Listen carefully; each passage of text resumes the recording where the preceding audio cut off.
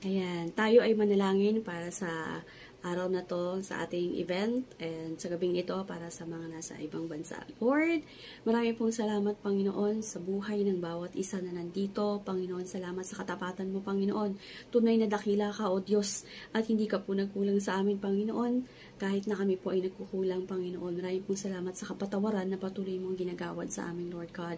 And right now, we also ask for forgiveness for sins, Panginoon, that is yet, Lord, na hindi pa namin na-confess. And Lord, we ask for your forgiveness and cleansing of the blood of Jesus Christ in our lives, Panginoon. Let your Holy Spirit work in us, Panginoon, at sa aming mga gagawin, Lord God, samahan mo kami. Marami pong salamat sa katagumpayan na patuloy mong binibigay sa amin, Lord God, at sa lahat po, Panginoon, ng biyaya mo. Lord, samahan mo kami sa aming gawain ito, Panginoon, at ikaw po, Panginoon, ang maitaas. And Lord God, ikaw po, Panginoon, ang mapupurihan sa aming buhay. Lord, we entrust to you all these things, Lord God, in Jesus' name. Amen and amen. Ayan. So, mag-start na po tayo sa ating Word of God. At ang title po natin ngayon ay Hearing and Listening from Within. So, we know that God communicates us through the Bible. That's why we're urged to read the Word of God every day. His inspired Word. It is through the Word that we are sanctified. So, in John 7:17, sanctify them by the truth. Your word is truth, and the word is the light for our path. It's our guide. Your lamp is a lamp for my feet, a light on my path. In Psalm 119:105. So let me define these two words. So sabi dito, hear, marinig in Tagalog. Listen, makinig. So hear means perceive with the ear the sound made by someone or something. Yung mga bagay na naririnig ng tenga natin. And when we say listen, makinig, give one's attention or paying attention to that sound. Paying attention doon sa naririnig natin through our ears. Okay? At hindi lamang naman kasi galing yan sa pakikinig sa ears natin, through our ears, kung hindi something that is coming to us in any form. Alright? So, what are the characteristics of those who are ready to hear God's word? First, they listen to His words with anticipation or yung may pag-asa, wanting to be instructed. In fact, they love hearing the word of God even when it rebukes them. Yes, gusto natin talagang makinig at marinig ang salita ng Diyos. At minsan, di ba, gusto natin yung marinig yung mga bagay na gusto talaga natin. In 2 Timothy 3:16, all scripture is God-breathed and is useful for teaching, rebuking, correcting, and training in righteousness. So, kung talagang gusto mong marinig ang Panginoon, hindi lang tayo pipili kung ano yung gusto nating marinig. Kung hindi maririnig natin lahat ng gustong sabihin ng Panginoon. So, what I like to emphasize in this study is that the Lord speaks to us individually. We may not be pastors or preachers, but He made Himself available for us. And as the Bible was made available for all of us. In John 10:27, my sheep listen to my voice. I know them and they follow me. Whoever belongs to God hears the word, hears what God says. The reason you do not hear is that you do not belong to God. John 8:47. So tayo in our prayers, marami tayong gustong marinig sa Panginoon. Kaya minsan sa loob ng kwarto, kapag nagvo-quiet time tayo, ayaw nating umalis hanggat hindi natin narinig ang salita ng Diyos. Pero minsan, pinipili lang talaga natin. Kasi kapag nagsasalita na ang Lord sa atin at ayaw nating marinig, we tend not to listen. We tend to ignore. At yun nga naririnig natin, pero hindi tayo makapakinig. Diba? We become selective We become selective of His answers. Dahil gusto natin marinig yung gusto natin. So, bago pa lang tayo minsan lumapit sa Lord, may sagot na tayo. Alam na natin kung ano yung gusto natin. At although may sagot ang Panginoon, gusto natin yung sarili nating sagot, marinig natin sa Kanya. Minsan, tama, diba? Tama ba o tama? Diba? The Lord says in Colossians 3:13, bear with each other and forgive one another. If any of you has a grievance against someone, forgive as the Lord forgave you. So, isa to sa mga instructions ng Panginoon. Isa ito sa mga gusto niyang ipagawa sa atin. And sometimes, nahihirapan tayo. And sometimes, although sinasabi niya na sa atin, hindi natin ginagawa. Kasi minsan gusto natin na magmuni-muni pa rin tayo. Gusto natin magdrama tayo dun sa mga nararamdaman natin. Gusto natin mag-moment sa mga ganitong pagkakataon, magdrama sa buhay, di ba? So, sa ganitong pagkakataon, no, what God taught me is to forgive real quick. Dati talagang madrama ako. Talagang ang dami-dami kong mga bagay na gustong, parang ninanamnam mo lahat ng mga hurt na ginagawa ng ibang tao or nagawa ng ibang tao sa'yo. Pero, in the end, sino ba yung nasira? Nasira rin tayo. Nasira ako personally, spiritually, in every aspect of my life. Doon ko nakikita na ito pala yung ginagawa kapag hindi ka nagpo-forgive. Although sinabi ng Panginoon mag-forgive ka, pero parang iniisip mo lagi, mahirap mag-forgive kaya sorry, hindi ko magawa. Pero once you decided to do that, you decided to follow the Lord, you decided to obey the Lord, talagang may gagawin siyang bagay na hindi mo inaasahan sa buhay mo. Although it's hard. Sabi nga, talaga bang madaling mag-forgive? Napakahirap niyan, 'di ba? Pero real quick, pwede mong gawin 'yun kapag inask mo yung Lord, kapag ginusto mo at hinayaan mo ang Panginoon na kumilos sa buhay mo. Tayo, wala tayong magagawa, but God can do a lot of things for us. God can do even miracles for us na hindi natin inaasahan na pwede niyang gawin sa buhay natin. And yun nga, no, when we pray, kahit ilang oras ka manalangin gusto mo kasi marinig yung salita ng Diyos. Gusto mo kasi marinig yung instruction niya sa'yo on the spot. Pero parang naisip ko, no, compare natin siya yung sa sermon ng nanay natin parate. Noong mga bata tayo, ang dami nilang sinasabi sa atin. Ang dami sinasabi sa atin ng magulang natin. Naririnig natin. Talagang minsan nagsasawa na tayo, lumalabas, pumapasok sa kabilang tenga, lalabas sa kabilang tenga. Pero, come to think of it, no, nung medyo nasa ganitong edad na iisip natin na, tama pala yung mga sinasabi ng magulang ko, no? Parang, during the time na pagkailangan mo na yung wisdom na narinig mo sa kanila, dumarating na lang din ang kusa So, parang naisip ko, ganito rin pala yung salita ng Diyos.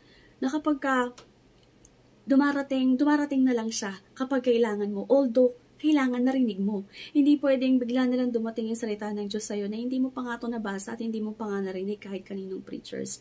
Ang importante, narinig mo, nabasa mo. At sa time na kailangan mo darating yan, ibibigay ng Lord at i-instruct sa'yo ng Lord.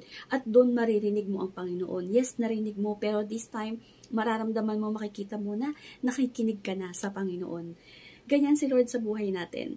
'Di ba? Kaya lang nga, dahil sa gusto natin, pinipili lang natin yung gusto nating marinig sa Kanya, we tend to, to swerve. Nagsuswerve tayo. Nagbabasa tayo ng salita ng Diyos, pero pinipili natin kung ano yung gusto nating kunin, kung ano yung gusto nating i-apply sa buhay natin. Pero kung nakikita natin, no, lahat ng bagay na pinapakita, yung naririnig natin sa Panginoon, it gives us wisdom. Diba? Wisdom yung binibigay niya. Sabi nga, if any of you lacks wisdom, you should ask God who gives generously to all without finding fault, and it will be given to you in James 1-5. Yes, we keep on asking the Lord, pero in the end tayo pa rin yung pumipili ng sagot natin. So, nakwento ko lang, no, nakita ko rin kasi dito sa buhay ko kung paano kumilos at magsalita ang Panginoon. At alam ko, nagsasalita ang Panginoon in every way, in every situation sa buhay natin. Kailangan lang talaga natin i-accept whatever it is. Although sometimes, no, may mga bagay siyang pinapa-give up sa atin, we have to hear, we have to listen, and we have to obey. And during the time din na, yun nga, nung nabubuhay pa yung tatay ko, when we were in the hospital at ako lang yung nag-aasikaso kanya. During that time, walang-wala talaga ako mapagtanungan kasi naunang mawala yung mother ko during pandemic. Kaya wala akong ibang iisipin, wala akong ibang tatanungin. At hindi rin makapag-decide yung family ko dito na naiwan sa bahay. So ako lang talaga. And during that time talaga, I have decided that the Lord will be my father talaga sa buhay ko during that time. Lahat ng ginagawa ko, tinatanong ko sa Panginoon. Lahat ng mga bagay na gusto kong gawin na talagang kailangan gawin ko na while in the hospital, talagang kailangan, sabi ko, Lord, ikaw na lang talaga yung mapagtatanungan ko. Walang-wala na. Although may mga tao na sa paligid ko, no, the Lord have used them also. Yung mga matagal na doon sa hospital na nagbabantay sa mga patients nila, nakakapag-ask din ako, nagbibigay rin sila ng mga instructions, nagbibigay rin sila ng mga ideas nila kung anong pwedeng gawin doon. Pero, talagang ang Panginoon ang kumilos during that time. Narinig ko. Pagka nagsasabi yung mga pastor, no, pagka nagpipil sila na narinig nila ang Panginoon, sabi ko, Lord, nagsasalita ka pala ng ganun, pero I desire din na marinig ka.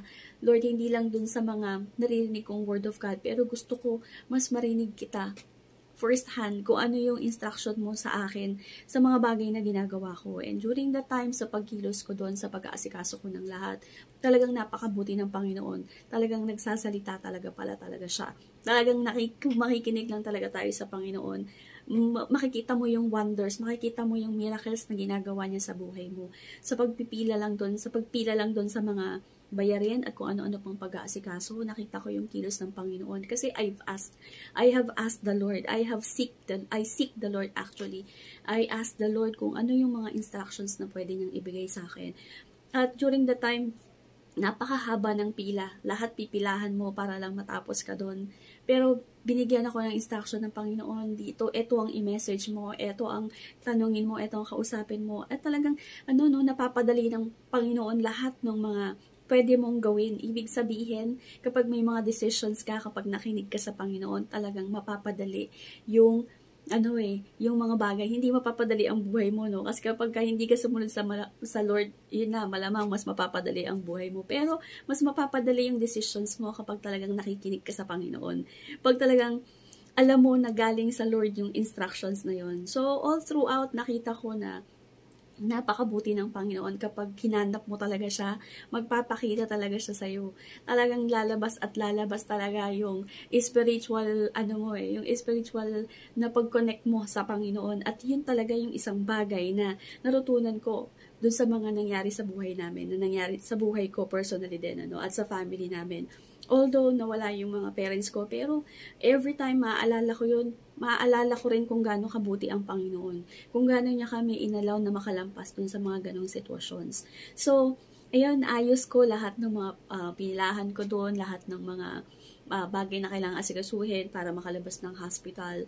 And kahit na ako lang yung mag-isang nandun kumikilos, alam mo, parang minsan gusto ko maging dalawa ako kasi parang nandun yung tatay ko mag-isa, ako kumikilos dito. Pero sabi ko, hindi pwede to, Lord. Kailangan ko talaga ng presence mo.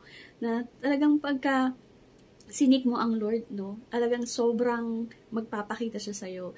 And habang nag-aasikaso ako dito, the Lord is working on His part. Nung pagdating ko dun sa hospital, pagbalik ko ulit sa pwesto niya, talagang, nandun yung doktor. Mabuti na lang hindi ko nalampasan yung doktor kasi kung nalampasan ko dahil, di ba, minsan, once lang umiikot yung doktor eh.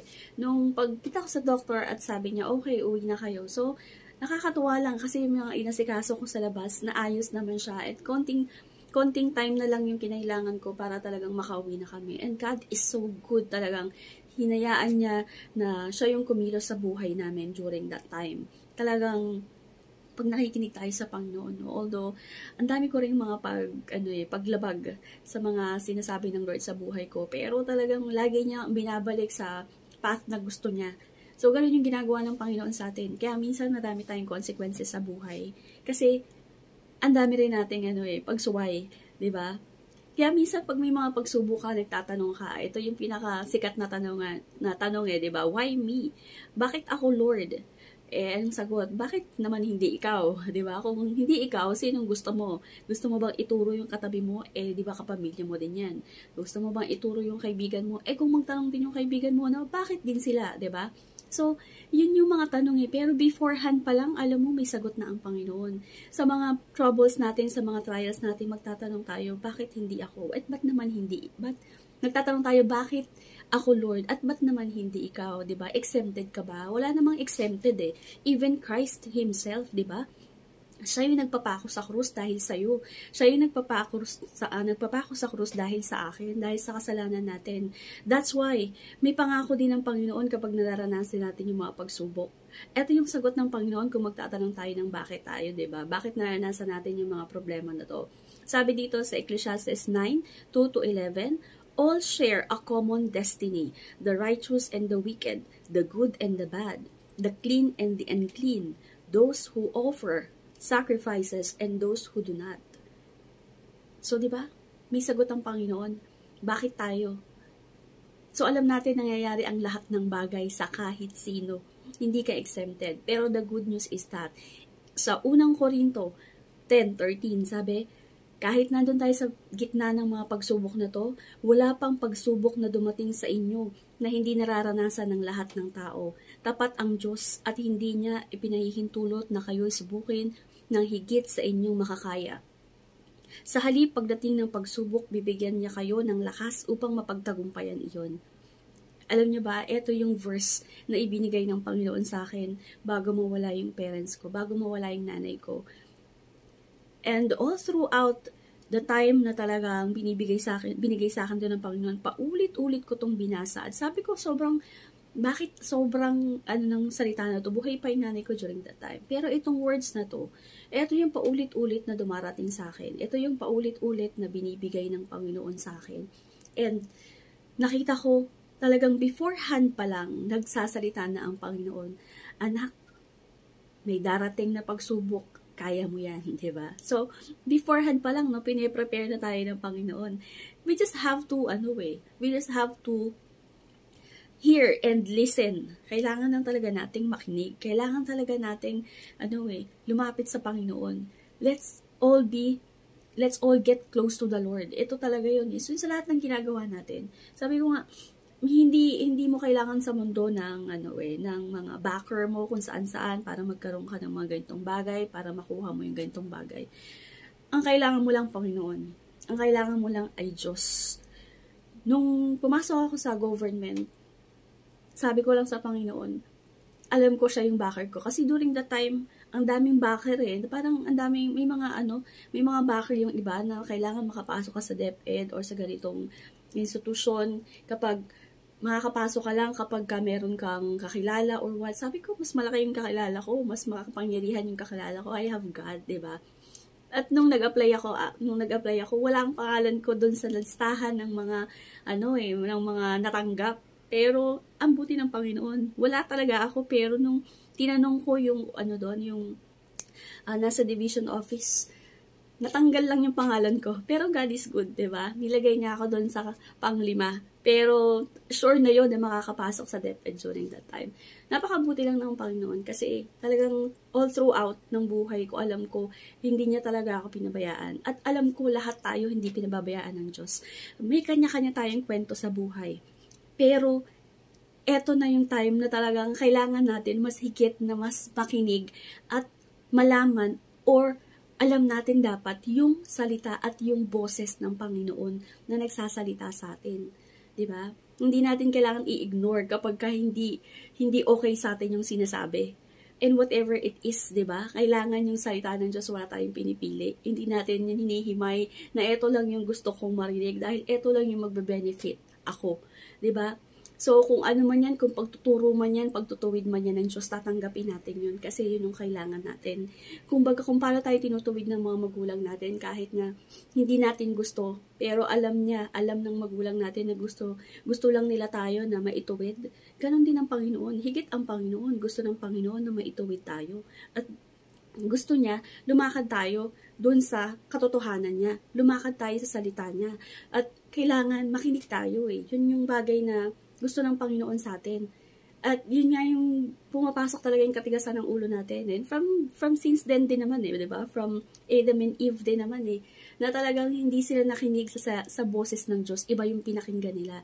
Kaya nga tayo in-urge ngayon ng Panginoon na kailangan we have to identify the voice of the Lord. We have to identify His call to us. Pero sabihin natin, ang hirap naman i-identify. Pero hindi nasa word, nasa salita ng Diyos, binabasa na natin. Nakikita natin, naririnig natin. Diba? Ito na yung mga pinag-aaralan natin. At ito yung gusto ng Panginoon, muling i-inculcate sa utak natin, sa isip natin, sa puso natin, na dito siya nangungusap, dito siya nagsasalita sa atin. Although may mga chances sa buhay natin na talagang magsasalita siya as like our parents, as like our loved ones. Pero mas malamang sa malamang, eto na yung mga salita ng Diyos na nababasa natin. Dito na siya nagsasalita sa atin. Kaya wag na tayong maghanap ng iba pang salita, diba? At sabi sa number 2, they have an appetite for spiritual things like newborn infants. long for the pure spiritual milk, so that they might grow in their walk with God. In other words, they're eager to be both comforted and confronted by the Word of God. So, ganun pa rin, di ba? We seek for comfort dun sa salita ng Panginoon. Pero minsan, we are hurt by the confrontation na natutuklasan natin sa salita rin ng Panginoon. Di ba? So, eto yung maglalapit sa atin sa Lord so that we might grow in our walk with God. Ito yung magbibigay sa atin ng lakas na patuloy. Ito yung magbibigay sa atin ng pagpapataas ng ating pananampalataya sa Panginoon. Yung patuloy nating paglapit sa Lord, pakikinig sa Lord. Diba? And listening to the Lord does not merely involve the physical senses, but we know it involves something spiritual, and we can only be able to sense the Lord through His Spirit. Kaya nga it involves the prompting of the Spirit. So I say, walk by the Spirit in Galatians 5:16. And as we desire to seek the Lord, He will reveal Himself to us. God reveals Himself to those who seek Him. You will seek me and find me when you seek me with all your heart. In Jeremiah 29:13. See, kapag talagang hinahanap natin ng Panginoon, magpapakita siya.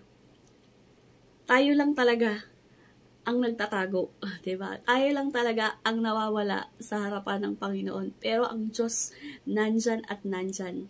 Tayo ay hinanap ng Panginoon, so hindi tayo dapat magtatago sa Panginoon. We have to listen to the Lord, and as we listen, we have to accept everything dun sa salita ng Panginoon, whether it's whether it would give us comfort, or whether yung mga bagay na yon ay magre-reveal sa atin ng mga bagay na kailangan natin i-give up, kailangan nating iwanan, or kailangan nating tanggalin sa buhay natin. So, we have to listen carefully to the Word of God. So, ang Diyos talaga nakakausap natin anytime, anywhere. Hindi lang siya makakausap through your quiet time. 'Di ba? Pag lumabas ka, yung mga salita na narinig mo sa Panginoon, dun mo higit na makikita at mapapatunayan Kasi kung paano kikilos sa'yo yung mga salita ng Lord na yun, makikita mo yan through how you carry yourself dun sa buhay mo sa bawat araw. Di ba? Pag tinuturuan tayo ng Panginoon na magkaroon tayo ng patience, so anong nangyayari? Dumadami yung mga bagay na naghahaltak sa atin para mawalan tayo ng pasensya. Diba? And whatever we pray, whatever we ask, dun tayo, dun din pumapasok yung pagkilos ng Lord.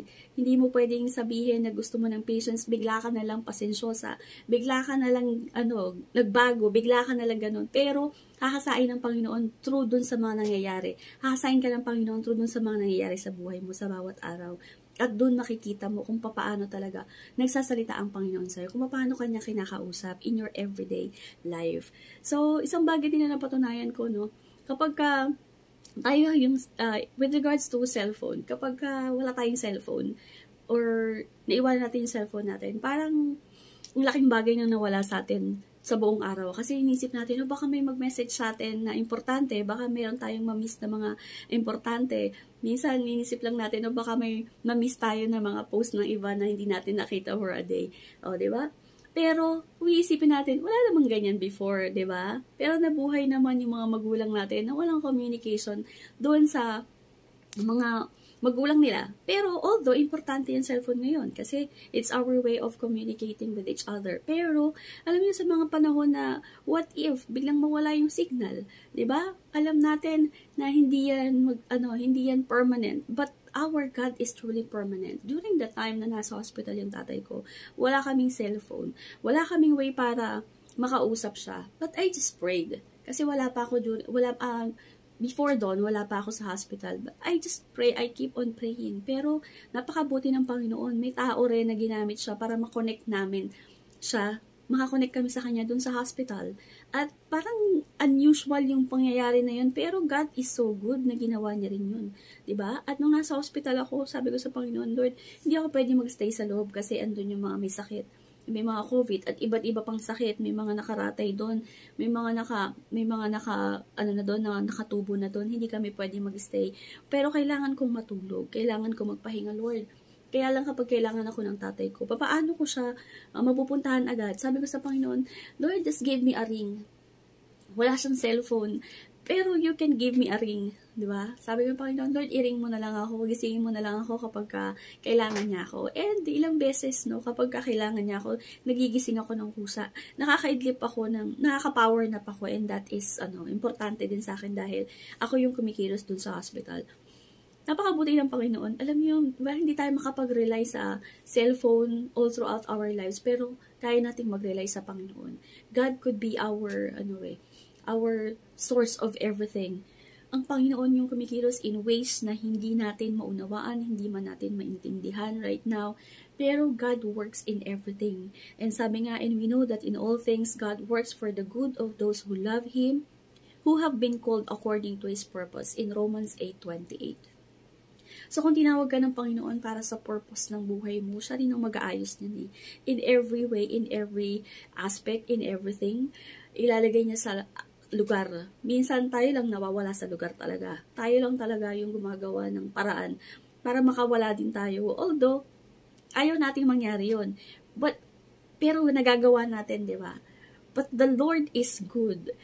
The Lord is always good na parati niya tayong ibinabalik on track. On track dun sa buhay na gusto niya sa atin, na lakaran natin. So, let's always seek the Lord. Hindi lang natin sa troubles nakikita ang Panginoon, no? One time, may kwento lang din ako dyan. Kung hindi rin sa mga magagandang bagay, na talagang parang unusual, pero the Lord is good. Kasi, lalo na ngayon magpapasko, diba?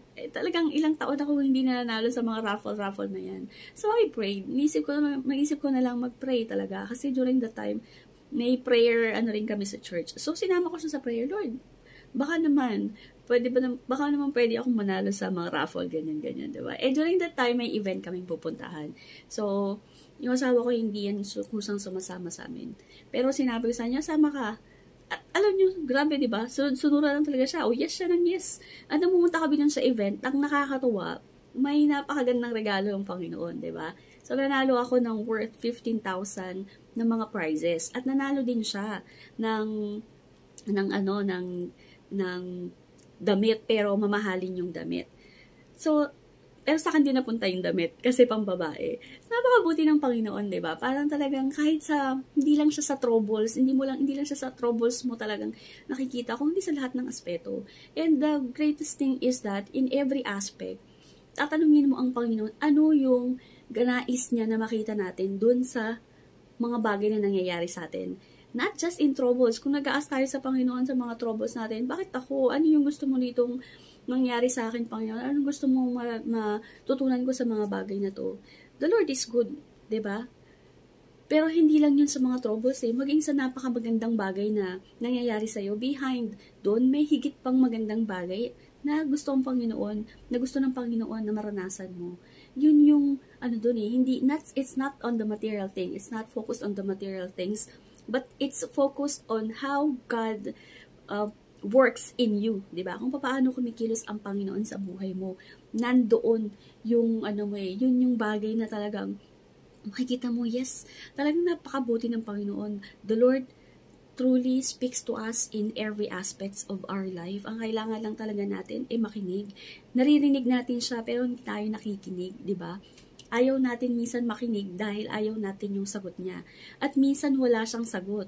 Parang katulad din niya ng mga mahal natin sa buhay. Pag tinanong natin, pag alam natin na hindi sila sumagot, alam na natin yung sagot, bakit hindi sila sumagot, di ba? Kung sila kilala natin, what more is the Lord? Kung bakit hindi sumagot ang Lord, maaaring may dahilan pa rin, 'di ba? Pero may mga instant na sagot ang Panginoon. May mga sagot naman ng Panginoon na talagang kakausapin ka. Maririnig mo talaga siya. I desired for it, sa totoo lang. Although alam ko hindi talaga normal na nangyayari yun, at hindi yun yung hindi yun yung pwede natin gawing motivation eh. Pero it can be dahil nangyari, 'di ba? Dahil nangyari sa buhay ko. So parang doon ko na-realize na talagang sa lahat ng aspect nagsasalita ang Panginoon. At alam mo na lahat naman yan naka-anchor sa salita ng Diyos. So, just recently, may mga, may plans kami, may mga pinagpe-pray kami ng mag-asawa tungkol sa isang bagay. And, nagulat na lang ako that last time na nagpe-praise and worship sa church, bigla na lang parang nagsalita talaga dun sa may screen. Habang nakatingin ako sa screen, nagsasalita na yung nasa screen na wala namang tao. Pero God is good kasi yung sinasabi niya tungkol dun sa tinatanong namin. And the ending part of it, ang sabi ng Panginoon, na may plano siya. May plano siya na wag namin intindihin whether it be tungkol ba yan sa pera o tungkol ba yan sa kung alin ang mas maganda, kung ano yung mas dapat gawin. Kung hindi, may plano ang Panginoon. At mas higit na dapat malaman mo yung plano ng Panginoon. And that is what I am really trying to find out. Basta alam ko may plano ang Panginoon. At alam naman natin may plano ang Panginoon sa buhay natin. Sabi sa Jeremiah yan, di ba? 29:11. For I know the plans I have for you, declares the Lord. Plans to prosper you and not to harm you. Plans to give you hope in the future. At yun yung sa huling part na narinig ko sa Lord, na talagang sabi niya, may plano siya. And sabi rin naman yan sa Word of God, hindi mo naman pwedeng sabihin na hindi yun totoo dahil yun ang sinabi ng Lord sa Word of God. At minsan nga, iniisip ko nga, nung una, narinig ko ba yun dahil gusto kong yun nang mangyari? Pero nung chinek ko sa Word of God, totoo. Diba? Totoo na may plano ang Panginoon. Kaya, talagang kakapit tayo sa plano ng Lord. At nakikita ko, no, kung tayo lang talaga bawat araw, we always seek the Lord, na makinig tayo sa Kanya, mababawasan yung mga natin sa buhay agony. Kasi may mga pangyayari na hindi natin may iwasan sa buhay natin.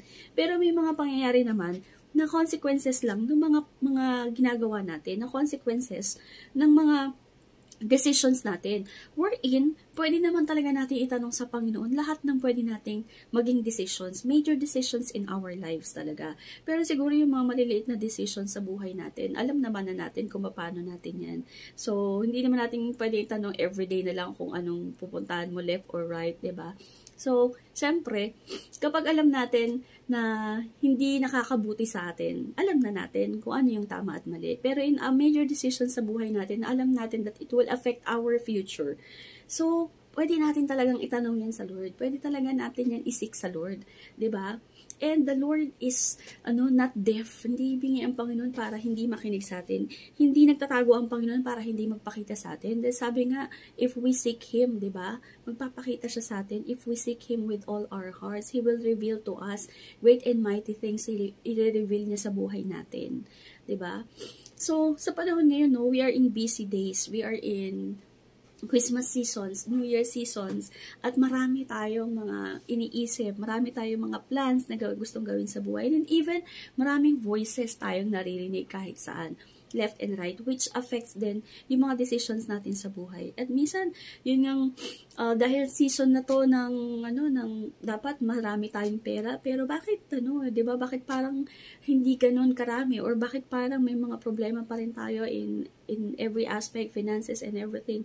Pero come to think of it, no, pinagtagumpay ka ng Panginoon sa mga nakaraang buhay mo, sa mga nakaraang panahon, mga nakaraang taon, di ba? Hindi natin pwedeng sabihin na talagang, wala lang yun. Kung paano ka inalaw ng Panginoon na makarating ka pa sa ganitong pagkakataon, na makarating ka pa sa ganitong season ng buhay mo, wherein alam mo na the Lord has revealed so much dun sa buhay mo. From then on until now, ang daming nireveal ng Panginoon, ang daming inayos sa'yo ng Panginoon, ang daming pinakita sa'yo ng Panginoon. Let us look at that. Huwag natin tingnan yung mga bagay na wala sa buhay natin. Tingnan natin yung mga bagay na sagot niya sa mga panalangin natin, yung mga sagot niya sa mga tanong natin, at yung mga sagot na nandito na, maaaring hindi pa natin nakikita kung ano yung sense nito sa buhay natin. Pero kapag sa time na kailangan natin, talagang gagamitin ng Panginoon yun para dun kanya kausapin. And mag-expect lang tayo kung papaano talaga, kung ano yung kilos ng Panginoon sa buhay natin. Let's just always be expectant, 'di ba? And the greatest thing is that wag natin i-allow yung mga negative voices, no, na nasa paligid na para mas-snatch tayo dun sa cradle ng King of Kings and the Lord of Lords, who is Jesus Christ. Christ is the center of this celebration. And even sa hindi celebration 'di ba? Kahit sa anong pagkakataon, kasi hindi lang naman natin sineselebrate si Christ during Christmas, but we celebrate Christ in our everyday lives kasi we are still alive. Buhay pa tayo at alam natin na may chances pa tayo na patuloy na binibigay ng Panginoon. And let us always cling to the Lord. Lapit lang tayo sa Panginoon. Makinig lang tayo. Yung mga tenga natin, ihilig natin sa dibdib ng Panginoon para mas higit natin na maunawaan kung ano yung nais niya sa buhay natin. Lagi nating tatandaan, no? John 10:27, "My sheep listen to my voice. I know them and they follow me." Tayo yung sheep ng Panginoon at ina-expect niya na makikinig talaga tayo sa Kanya at susunod tayo.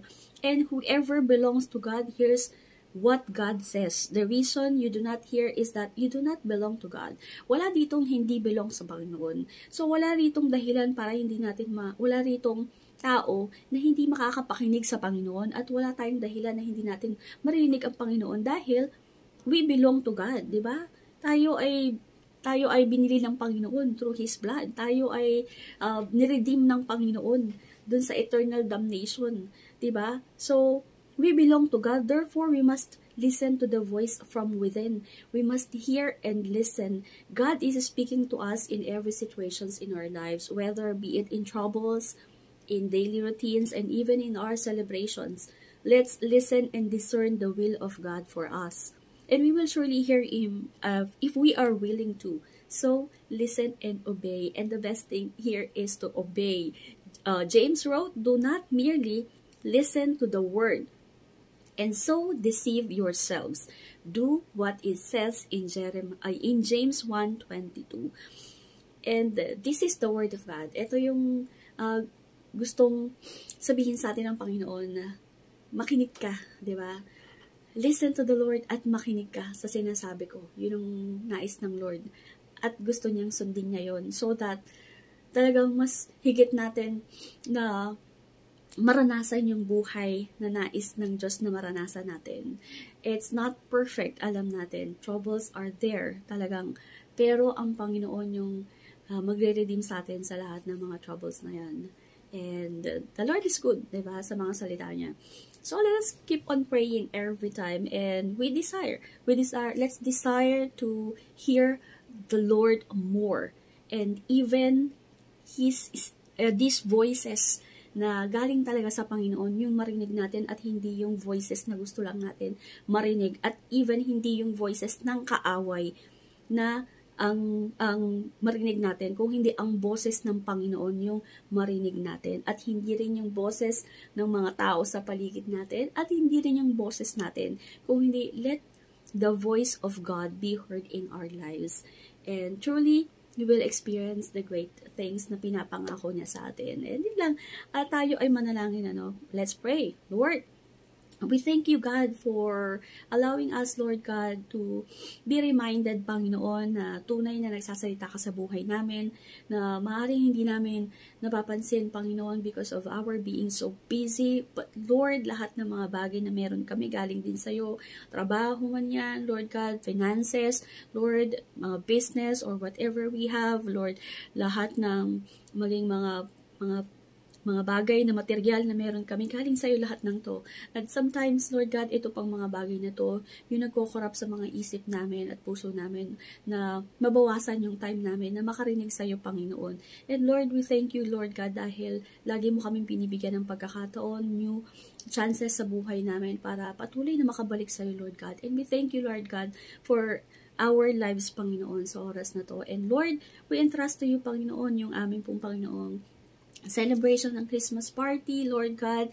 Maraming pong salamat, Panginoon, sa mga tao na ginamit mo, Panginoon, upang ito ay magpatuloy. At maraming pong salamat, Panginoon, sa buhay nila Joyce, Panginoon, at lahat ng mga tao na nandito na patuloy mong ginagamit, Lord God, para Lord, masigit namin maunawaan ang salita mo, Lord God, at masigit kaming makarinig ng salita mo. And through your words, Panginoon, maririnig namin kung ano yung plano mo sa buhay namin, Panginoon. And we know, Lord God, that you have great plans for us. And we truly hold on to the promises that na binibigay mo sa amin, Panginoon. Salamat, Lord God.